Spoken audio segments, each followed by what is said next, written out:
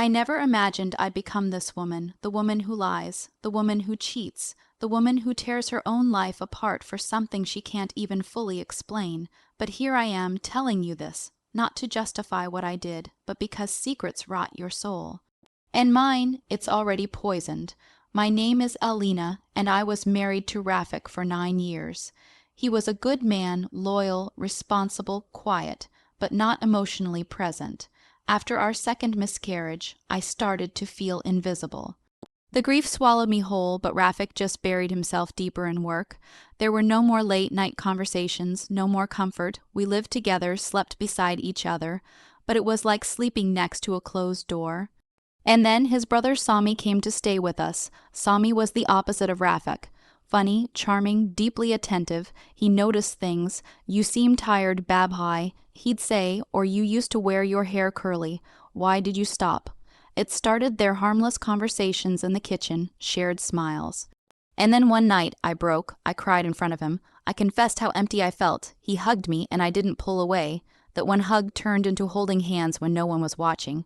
Then came the kiss in the hallway, hidden from the world but burning into my conscience. I didn't mean for it to happen, but I also didn't stop it. The thing no one tells you is, infidelity doesn't feel evil when it starts. It feels like oxygen after years of suffocating. I still cooked dinner for Rafik. I still smiled in front of his parents, but inside, I had already crossed a line I couldn't uncross. I wasn't just cheating on my husband. I was betraying the man who once held my hand at my mother's funeral. I was shattering trust that took years to build, but I didn't stop. After that first kiss, it was like a floodgate opened. All the emotions I'd buried, loneliness, shame, hunger for attention, they spilled out, and Sami was there to catch them all.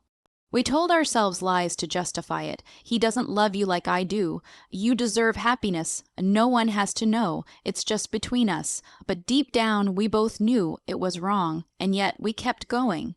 The first time we slept together was on a rainy afternoon when Rafik was at work. I had called in sick because I couldn't face the weight of pretending anymore. Sami came in to check on me.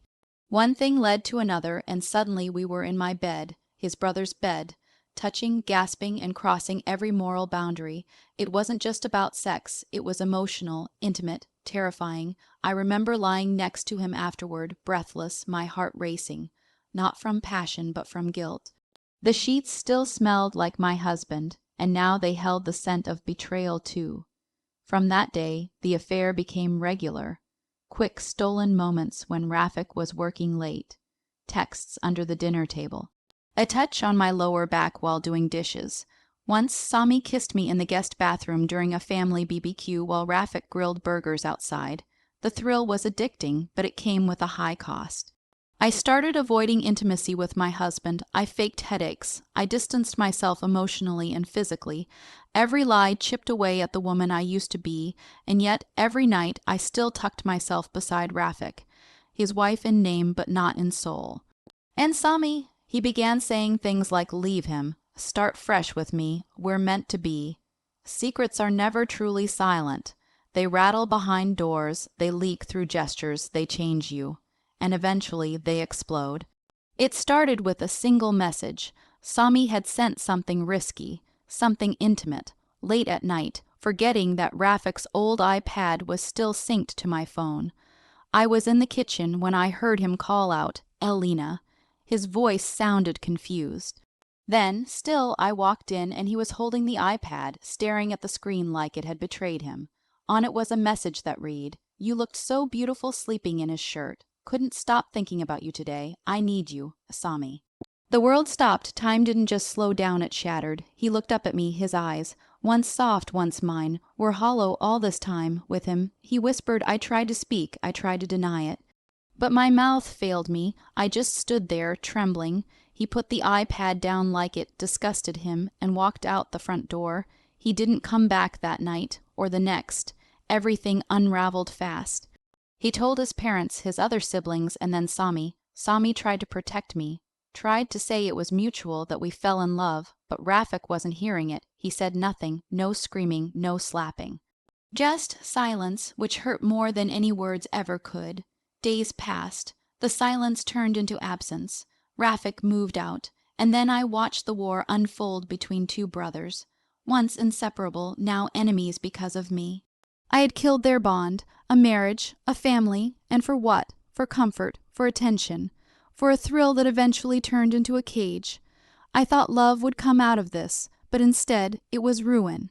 It's been 8 months since that night, since the night everything came crashing down, since I saw the look in Rafik's eyes, a mix of grief, rage, and disbelief that told me I had broken something that could never be repaired. He filed for divorce quietly, no courtroom drama, just a simple, bitter line at the end of a long chapter. I tried to reach him, to apologize, to explain, but he refused to hear my voice. His only message to me was short. There's nothing left to say. I don't blame him. The man who once stood by me through miscarriages, depression, family feuds. I betrayed him in the worst way, not just with anyone, but with his own brother. Sami, he left too. We tried to hold on. We tried to make it into something worth all the pain we caused. But after a few weeks of trying to be together openly, the guilt consumed us. I couldn't look at him without seeing Rafik's face. He couldn't touch me without flinching. Our passion had been born in secrecy, and sin, it couldn't survive in the light. Now I live alone. The house feels emptier than I ever imagined. The silence that once made me feel invisible now screams at me. Every room carries echoes of the past, memories that refuse to fade. People avoid me. Friends stopped calling. Even my own mother looks at me like a stranger. I broke 2 men. I broke myself, and the truth is, I don't even know why I did it anymore. I used to tell myself it was because I was lonely, because I needed love.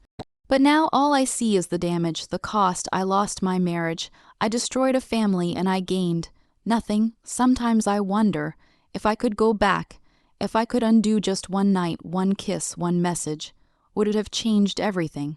But life doesn't give you that kind of grace. You don't get to rewrite the pages you've already bled on.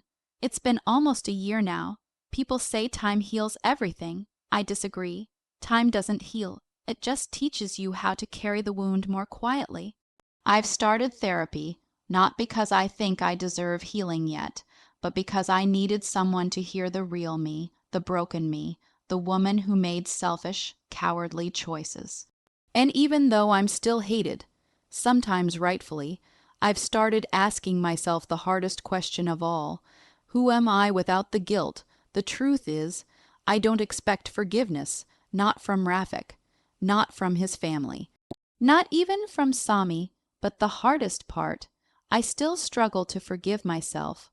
I betrayed a man who never deserved it. I poisoned a bond between 2 brothers that may never recover, and I allowed my emotional starvation to become someone else's lifelong scar. But here's something I'm learning in the quiet. Forgiveness doesn't mean forgetting. It means facing yourself fully, owning what you've done without excuse, living every day with the intention of never becoming that version of yourself again. I'm not proud of this story. I'm ashamed, but this is my truth. And sometimes telling the truth, even an ugly one, is the first step toward becoming whole again.